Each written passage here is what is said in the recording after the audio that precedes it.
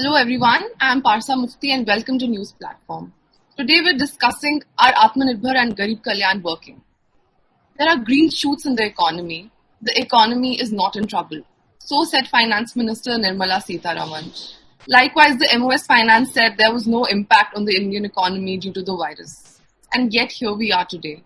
Unemployment is at a 46-year high. Manufacturing has slumped. Consumption expenditure has plummeted.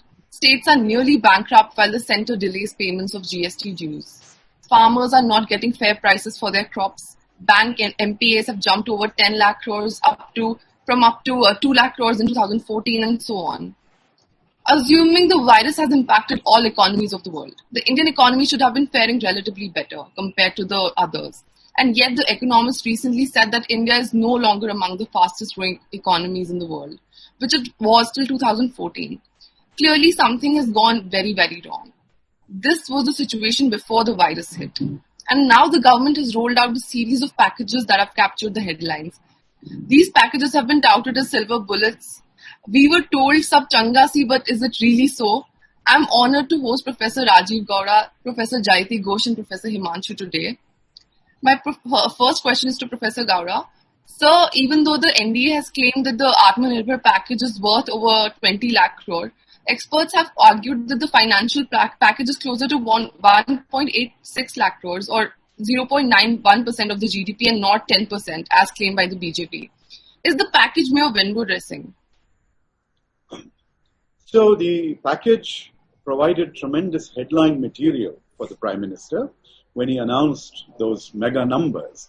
But practically the very next day and the days that followed, numerous agencies and others, economists, essentially assessed what was this package all about and how much of this constituted new expenditure, how much of it constituted expenditure that had already been budgeted. Why we are mentioning this is because when you are in a crisis, you actually need new expenditure to boost activity and to get an economy out of the trough that it might have found itself in. And here, what we found was that approximately 1/10 of what was announced was actually a new expenditure or something that hadn't been budgeted already, anything of that sort. So fundamentally, we didn't get enough of a fiscal boost to the economy, a targeted boost to those sectors that actually and vitally needed it, for example, the Msnb sector, and a lot of what was passed off as constituting 10% of GDP was essentially initiatives on the monetary side from the Reserve Bank of India, a variety of loan-related initiatives, which were, it's basically saying, oh, you're in trouble, take more loans. That was the thrust of the, government's approach. And this 10% headline number was really aimed at a comparison with other countries, because even countries like the United States and the United Kingdom actually pumped in huge amounts of money, multiple percent of GDP in order to revive the economy. They even provided salary guarantees to the private sector. That was the kind of initiative, economies that we normally consider as being very market-driven. That's the kind of government initiative that we saw in those countries as well. So ultimately, if you were to summarize, when we talk about recovery, investment and recovery, there's often a talk about the different shapes of curves. There is a V curve where you plummet and then you climb out. There is an L curve where you plummet and you stay flat, which is not something that we want. But Mr. Modi seems to have banked on what you might call a J curve. J for Jumla here, because he's basically, assuming that everyone's going to be so impressed with his headline number that they're all going to go out there and in a very Atmanirbhar way, they will invest and borrow and,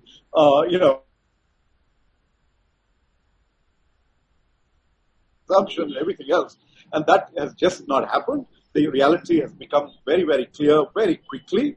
And so fundamentally, we are at a stage now where everyone is questioning the government and saying, look, if you don't, borrow money, increase the deficit, put in the resource now when you can actually do something to return things around, 6 months later, 1 year later, if everything's flat, then even if you borrow and spend, you won't be able to have much of an impact. So really, the government's announcements, the reality, and the willingness to go out there and do what they are talking about, walking the talk in some sense, that has not been there, and I think India's economy is going to suffer as a result. Right, sir. Professor Ghosh, what is the government doing to tackle the unemployment crisis? The CMI data shows that unemployment was at a 46-year high before the virus. So since the lockdown, an additional 11 crore people have lost their jobs. Can the NDA's fiscal stimulus rectify this? Well, I think as Rajiv Gowda has already mentioned, there hasn't actually been much of a fiscal stimulus. And in fact, if I could just add to what he said, I have a bigger fear. I have a bigger fear that over this financial year, the government is going to end up spending less than it had budgeted. It's not just that there is not going to be in the net an aggregate expansion, but that there will probably be a reduction relative to the budgeted numbers. Because this is what the government has been doing over the past 2 years. Their own revenues collapse. And of course, now we know that it has collapsed even more during the pandemic and because of the very stupidly imposed and draconian lockdown. And as a result of that, they get too scared to spend more. We know that the instructions have already gone out from the finance ministry to all other ministries to cut what they call non-essential spending. We know that state governments are not getting their dues and they're not even getting the GST compensation that is legally theirs. We know that many sectors, including health, are actually not getting the required kinds of access to resources that they need to spend. So the fear is that, you announce these things, and of course, as Professor Gowda mentioned, you're actually spending 1/10 of that, or the new announcements amount.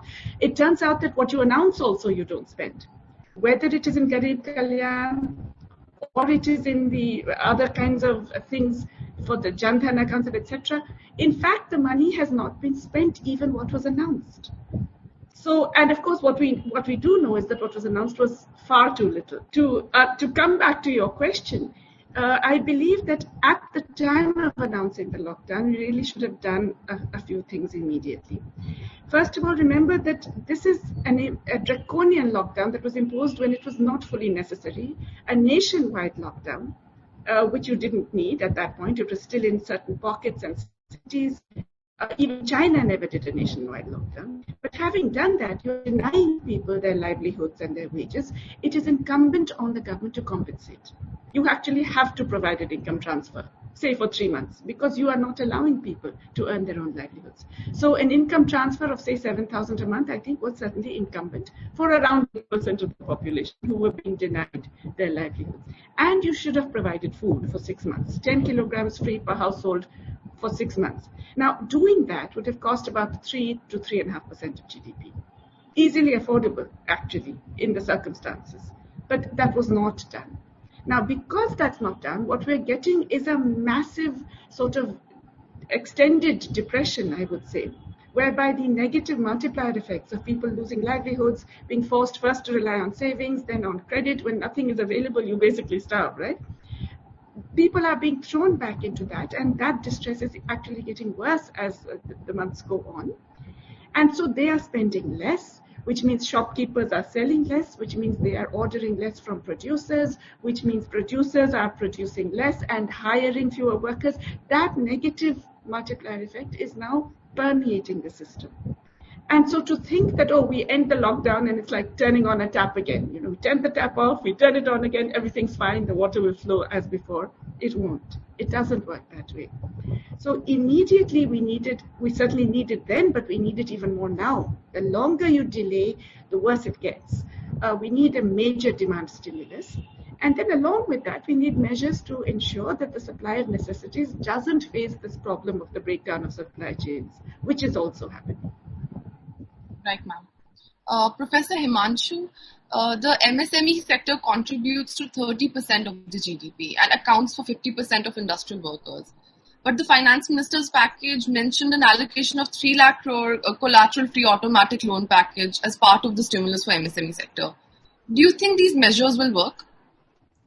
Well, I think the MSME sector has been under stress for quite some time. I mean, since this is the fourth, in a sense, I can say, the tragedy or some kind of stress that they had to bear with because of these government policies. Demonetization, then GST, and then the economic slowdown, and then this pandemic has really broken the back of the informal sector, the MSME sector in that sense. And certainly there has not been any effort to even recognize, forget about doing anything or providing any support to the MSME sector. First, the government has to recognize what are the problems with the MSME sector, what are the challenges that they're facing, and in what ways the government can support. And if you go by the numbers, even though announcement has come more than 3 months, and the numbers are very clearly there, that even the allocated 3 lakh crores of credit has not even reached the MSME sector. I mean, obviously the banks are saying that the MSME sector is not willing to do it. The MSME sector is saying that the banks are becoming very risk averse and therefore they are not lending. But whatever be the case, the net result of that is that even that 3 lakh crores has not been allocated to the MSME sector. They've not got the entire amount. In fact, less than 50% would be the right amount is what they have actually managed to get so far out of that. And they have tweaked the changes. I mean, earlier they was not allowing individuals, they are allowing individuals. But I think the MSME sector is not going to be helped by just simply providing credit to the MSME sector. I mean, that's something which is obviously necessary, but that's not the end of that's not sufficient to help the MSME sector, which you want to revive at this point of time. And I'm emphasizing that this pandemic is only has come 3 or 4 months back where the situation has worsened, but they were already in ICU. And the MSME sector, and in fact the decline in demand and the slowdown in the economy that we saw between 2018 to 19, which basically got aggravated, was a result of the fact that the informal sector or the MSME sector was simply not growing. And because of the fact that we are not revising our GDP base, we don't have any data on what is happening to the MSME sector. I mean, government was very much oblivious to the problems that were going to the MSME sector. So I think the question of credit itself reaching and helping out the MSME sector is not going to be very helpful. They are suffering from various other problems, including the regulatory framework, which is definitely biased against them. All sorts of regulatory frameworks are biased against the MSME sector. But really the issue is that where is the demand which is coming from for the MSME sector? And this is something where a part of the demand collapse has happened because of the way the economy has functioned, but it's also happened because the government's preference towards the organized sector, where in a sense, both demonetization, GST, and all of these steps that you're talking about, all of these steps individually or together had the impact of channelizing the energies of the demand to the organized sector, and in a sense at the cost of the MSME sector. So I think what we are basically reading in the newspapers, or what we are witnessing through various anecdotal stories, is only a tip of the iceberg. The MSME sector has actually been suffering for quite a long period of time, and it is something which is going to bear the brunt of the mindless policies that have been followed over a period of time. And I think the pandemic has only brought it to the last phase, I mean, in a sense where they require not just support in terms of credit, but also support in various other forms. But this support that we have seen in terms of credit uptake has simply not been enough to help them. And even then it has not reached them. That's something which is, you can blame the banks, you can blame the government, you can blame everybody. But the reality is that it hasn't reached them.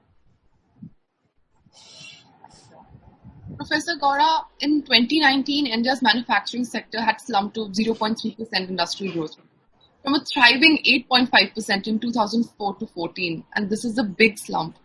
Since the virus, it has now crashed to negative. How bad is the problem, and do you think the government is doing enough? The problem is much, much worse than we even can imagine, frankly. When Prime Minister Modi gave his first speech from the Red Fort after becoming the Prime Minister, he announced with great fanfare this slogan of Make in India. And Make in India had a certain set of targets. By 2022, manufacturing will be 25%, I think it was, of the GDP, and there would be 10 crore people, I think, employed in manufacturing. There were certain targets that were laid out. Okay, and instead, now 6 years down the road, you basically see a situation where things have not just stagnated; things have worsened. And manufacturing is partly related to the MSME sector, which Professor Himanshu was just talking about. And what you're seeing now is, thanks to demonetization and GST, you already had MSME sector manufacturing fairly badly hurt by those misadventures. And now, after demand collapse, etc., there is no, and the fact that a lot of the workers have gone home and they have not been able to revive the manufacturing at the same level post the lockdown, etc., you will see a situation where manufacturing is absolutely not going to come back to speed in the manner that was expected. The other point is that businesses will close down. Already, you're seeing in the service sector that if restaurants are not going to be able to open and and have business, if a variety of other kinds of service jobs are not going to be viable anymore, you're going to see a lot of businesses shutting down. Why are we urging the government to spend more? Because this is the time you need to, prevent the factories from shutting, the MSMEs from shutting. Because once they shut, once the entrepreneurs are discouraged, once they lose their animal spirits in some sense, then it's going to take a long time to revive these sectors, even if you offer them money. Many will say, look, this is not something that we can do. And that's partly what's happening, what has gone wrong with this Atmanirbhar package. The fact is that if you're telling them borrow more money, when they're already hurting, why would they want to go out and borrow more money, right? So instead, you'll see across the board, everyone is essentially hoarding what they have, the cash they have. They'll rather put money in banks, individuals and families, even though the interest rates are dropping, because nobody wants to take a chance, right? So this is the time where the government should have come forth and said, we can't afford to let businesses collapse. This is not the time to let jobs be lost. And as Professor Ghosh also just pointed out, the number of jobs being lost, right? The question that you asked her. Initially, we saw a discussion about the migrant workers and the informal sector jobs. Then, in the last couple of months, what's coming out now is actual facts about formal jobs, salaried jobs, right? And a lot of companies are probably going to go forth post the lockdown, post the crisis here, basically saying maybe we can manage with fewer people. So there are going to be a lot more salaried people without jobs. So overall, manufacturing, the larger economy, all of these are going to be suffering in a manner which could still have been prevented, could still be prevented, frankly, if the government comes up with those kinds of fiscal initiatives. If you look at some of the programs that have, the programs in the United States, President Trump himself came up with this salary support program. There's a direct benefit transfer to individuals. Every taxpayer in that country has got some $1,200. So, basically, that's the kind of infusion that's required. Of course, we were already in bad shape, as has been pointed out, and therefore there's a worry that we don't have the room to borrow, to take the chance on fiscal, worsening the fiscal deficits. And I think this government over the years has made a fetish about fiscal deficits, and nobody is opposed to fiscal prudence. But the point being that you've been playing games with us. The actual deficit is much worse. You've been, doing a lot of off-budget borrowing, and you certainly have, squeezed the common man and woman by keeping fuel prices high, even when you've had an crude oil bonanza out there. But the reason why the government may not want to borrow is because they're concerned that the fragility of the system as it exists will push rating agencies to essentially say India is not to be rated in the same manner. And if that happens, then foreign investments that are coming in, will probably walk away.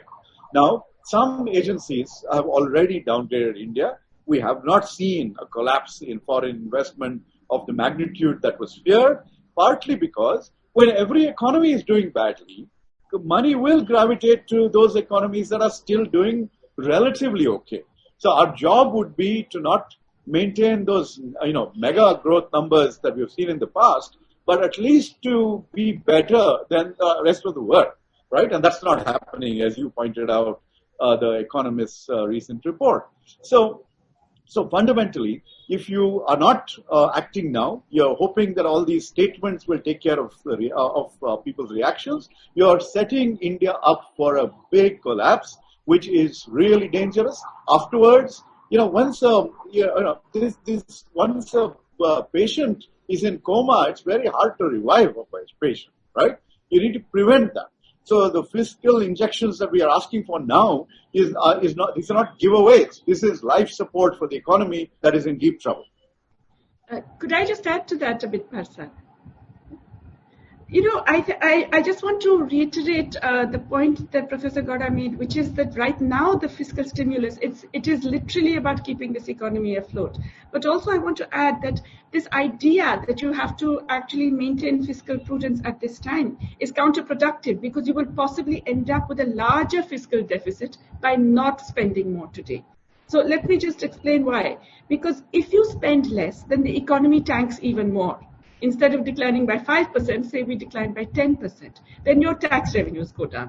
Because your tax revenues fall, even though you're spending less, your deficit is actually larger. Because your GDP falls even more, your fiscal deficit to GDP ratio gets even worse. In other words, by not spending today, you're actually being fiscally imprudent. You're actually putting yourself in a bigger fiscal hole. Now, this is actually, it's not rocket science. I mean, undergraduate students understand this when you explain this to them. I cannot imagine why the government doesn't see this, that not spending today is adding to its fiscal problems. And it will be forced to do more of the hera-feri that Professor Gowda talked about, pushing things off budget, doing this, doing that, or, attempting to privatize major navratnas at throwaway prices and so on, somehow to bridge that gap. So not spending now is not just something which means that you're throwing this economy, which is in the ICU, as Himanshu said, completely without any kind of support. But it also means that you are messing up your own public finances in a way that you don't need to. Today, we do not have a current account deficit because our domestic demand has slumped and our imports have slumped so much. Today, we have very low external debt. Today, we have relatively low inflation, except for certain sectors which you have messed up because of your own bad management of supply chains.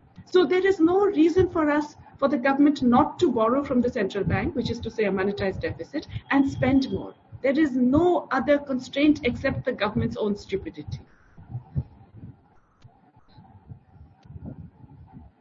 You're muted, Parsa. While we're discussing government spending, another big elephant in the room is consumption. So consumption accounts for 57% of India's GDP, and it's the bedrock of the Indian economy. But government data has revealed that household consumption expenditure fell for the first time in 40 years in 2019. And this has fallen even more after the lockdown was announced. How bad is the situation and what can be done about it? Professor Ghosh. Professor Himanshu has actually done a lot of work on the consumption, so I'm going to ask him to first talk about this.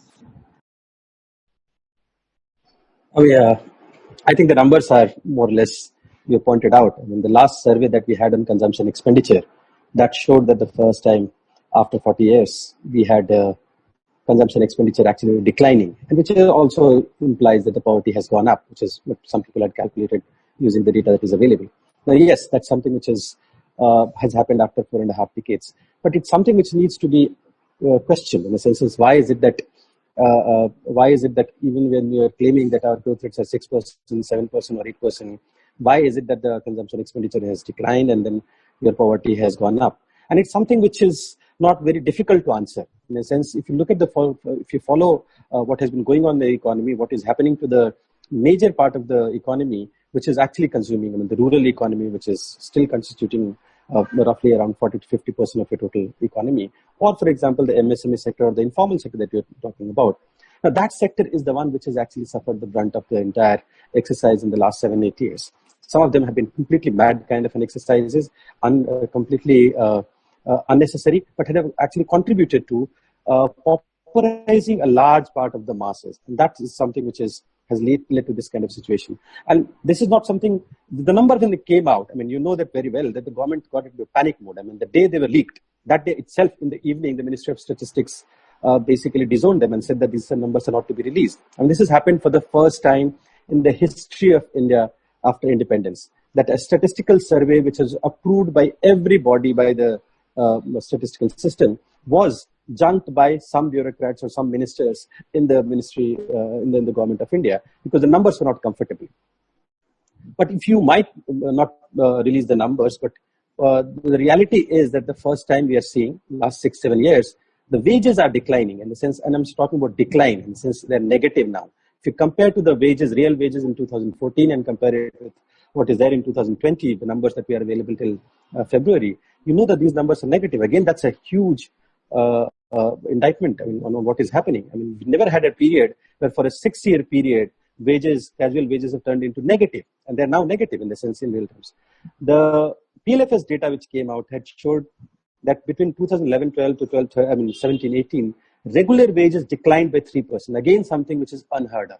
And you know the unemployment rate going up. So I think you might hide the consumption expenditure data, but the reality is that all other indicators, and there are a number of them, at least 10 indicators which will suggest that the majority of the population has suffered during the last 6 years, and it has suffered during the last 6 years much more than what was the case in the earlier 10-year period. But I think the question that we are talking about is that if the demand itself collapses, and that demand has collapsed.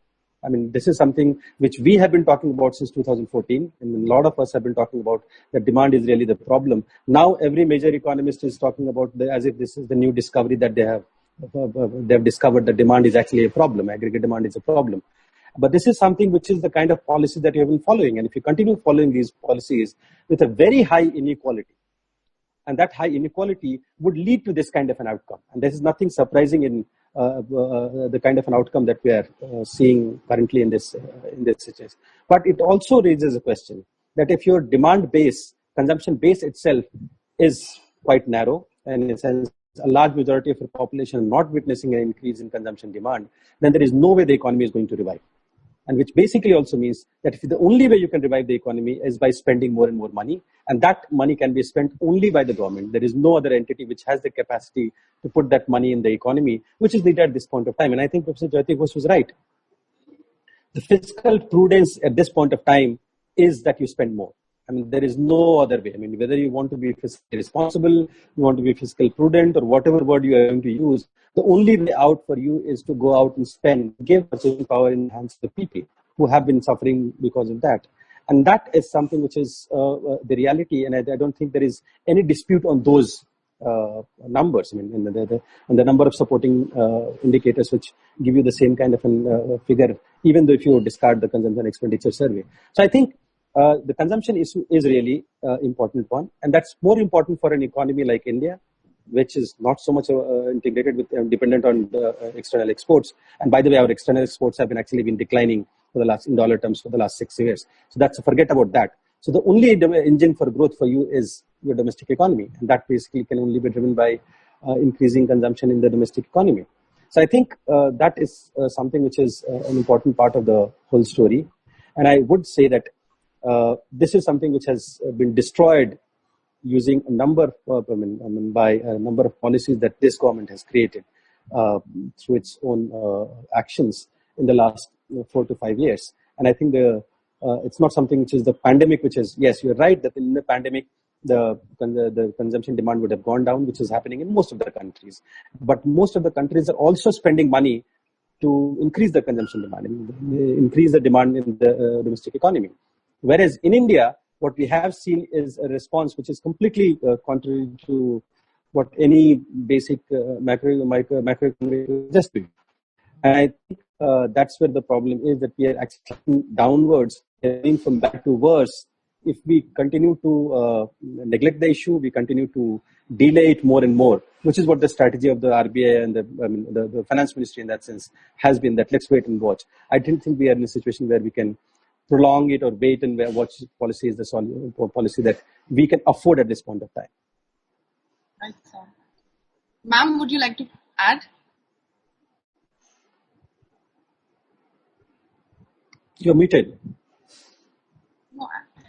I completely agree with what Himanshu has said. I basically, what he's saying is that, pushing the can down the road it's not just a delay. This can gets bigger and bigger and bigger. And in fact, it will explode.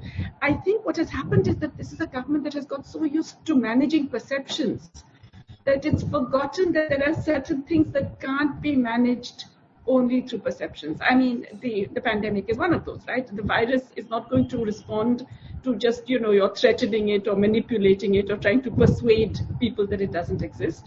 Similarly, the economy, there are certain things that you have to do. And you can't simply tell people, actually consumption is fine. Oh, there are green shoots. Oh, there is a revival. Oh, I can see spring is coming. You can't just keep saying that, because at some point people are going to realize that they will lose jobs, that they are going to go hungry, that the government's facilities are not even what they were because the money is not being provided to those institutions and organizations to keep functioning, whether they are schools or hospitals or anything.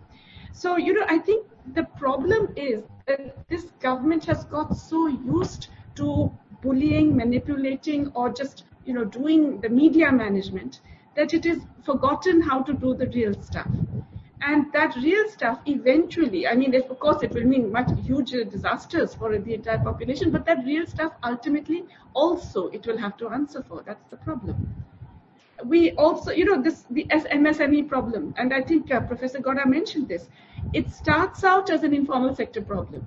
So, the English language media or middle class people in cities, we can try and ignore it for a while. But eventually it hits the formal sector, just like the impact of demonetization resulted in a dramatic collapse in demand, even for the organized enterprises. By 2019, they were also suffering. They were also facing the inability to sell.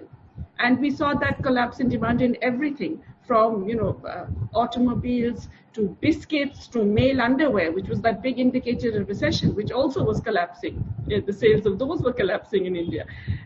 That same thing now is going to play out on a much larger scale, which is that we're seeing this informal sector collapse, or we choose not to see it, and instead we choose to see green shoots. We can claim that agriculture is doing very well. I'm sure Himanshu will have something to say about that.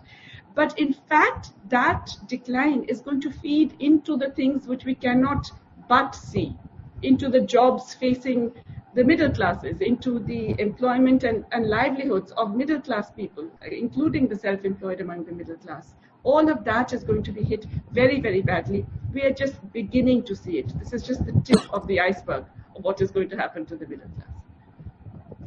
Right. My last question is posed to all the panelists. The finance minister said that the Garib Kalyan scheme will benefit 8 crore non-ration card holders, but 11 states have distributed less than 1% of the allocated food grains. States such as Goa, Telangana have distributed 0 food grains as per the latest data, and 6 states, Bihar, Gujarat, Maharashtra, Tamil Nadu, Sikkim, Ladakh, did not distribute grains in June. Free food grains have been distributed to only around a quarter of the targeted beneficiaries. Is it safe to say that the scheme has failed to take off and make an impact? And while I'm asking this question, what would you ask the government to do differently? Starting with Professor Himanshu. I think the scheme was bound to fail. The way it was designed, you were basically saying that, okay, you can distribute to 8 crore people, but there were absolutely no guidelines as to how the 8 crore people were to be identified. So in a sense, the intention was very much clear. I am surprised. Why didn't the government say 20 crore people, 30 crore people? Because if you have no accountability and if you're going to announce it saying that, okay, give it to 8 crore people without saying how are they going to be identified, then you might actually go and say 20 crore, 30 crore, 40 crore, 50 crores. Who is basically counting those numbers? But I think the issue was that the government was basically playing what he was correctly pointed out, the public perception. And you were basically, because the government was under pressure, there was a case that was going on in the Supreme Court, there was a case that was going on in various other high courts. The migrant issue was becoming really dominating the media landscape, and you wanted some way out. But I don't think there was any intention by the government to actually help the migrants or to provide any ration to the people. But I think this issue of, really if the government wanted to do, this is the question that you are asking, that what could have been done. I mean, they're very, very simple solution. At least for 6 months, universalize it. I mean, why do we need anything? I'm just saying that anybody who is willing, anybody who is hungry and coming to the doorstep of a public distribution system saying that I need food, give it to them. And the government has enough food stocks to run it for 1 year as a universal public distribution system. Even then, at the end of it, the government will have 40 million tons of food grains lying with them. And that's the situation that we're talking about. The procurement of Kharif rice last year was 51 million tons. Can you imagine? Roughly more than 40 million tons of wheat. And they had, by 1st of July, they had 95 million tons of food grains, whereas the government's entire capacity is 70 million tons. And so that basically you are sitting on the, and this is again the mistake that the governments commit, the fiscal problem in a sense that comes to them, because the problem is that, and that is why the governments would not like to do it. So I think it was very clear from the beginning that the government did not want to do it. Government was only trying to play a public perception of saying that I'm going to help the people. The number 8 crore was fictitious. That government accepted on its own. But this was a number that there was absolutely no basis. This was simply the 10% over and above that. But if you really wanted to help, the simplest way, make it universal. Anybody is coming to demand should have been given. And I think that's something can be done even today. I mean, I think even now, I don't think it is very much late. It is something which is the government still is sitting on a huge amount of food grain stock in its godowns and should announce at this point of time for 3 months. There's not much to debate on what was the intention of it and what was the mechanism that could have been adopted by the government. The answer is pretty simple. The problem was very much obvious in the face. Right, sir. Professor Gaura, what would you advise the government, not just with pertaining to this scheme, but overall? So,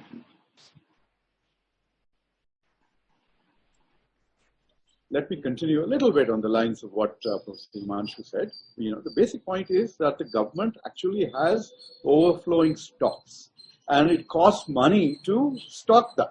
And it would actually be efficient for them to move that stock out of the system, out of the godowns and storage, and they would at least that expense would not be there.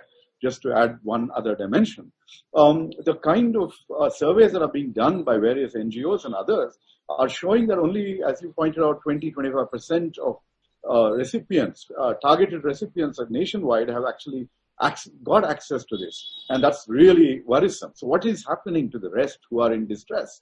That's a matter of great concern. And you're seeing a lot of borrowing, distress borrowing in rural India especially.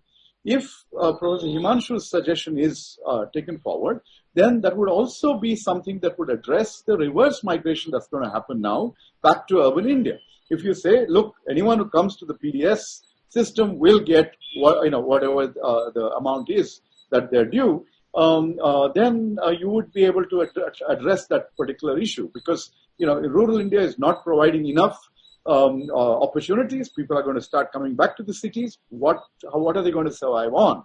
This is an opportunity to actually to move that forward.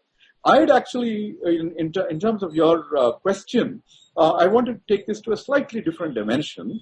You mentioned the names of some states that have not been able to do enough, partly because states have been hurting in this federal system. There's a lot of money that was due from the central government to states. States are at the front line of response to COVID. The states are at the front line of a lot of these welfare initiatives as well. But the government delayed the GST dues that were supposed to go. Government continues to rake in money through cesses and surcharges on fuel and not share them with the state governments. I think the next GST Council meeting is going to be quite we're going to see some fireworks there, because the government is basically going to tell the states, sorry, we are not going to honor the commitments that we made when we set up the GST arrangement and you gave up your rights to tax. So basically there's a lot of other complication brewing in the background. All right. And instead, you have statements like Mr. Piyush Goyal, the Commerce Minister, when he started celebrating that we were running a trade surplus for the very first time. That trade surplus is a symptom of a huge collapse in demand within the country. So we're not importing enough to, because the economy is slowing down so dramatically. People are hoping that, the revised figures for the last quarter, I think, from State Bank of India is about 16.5 or 16.5% drop in GDP growth. So what does that mean in human terms? What does that mean in terms of how do you think that recovery will happen from such a collapse if businesses shut? Right? Who's going to create those jobs? So all these problems are very much there, and it's still not too late for the government to come up with fiscal measures. Parliament will start next month. Hopefully, we will get a chance, my former colleagues will get a chance to raise these issues and hold the government accountable.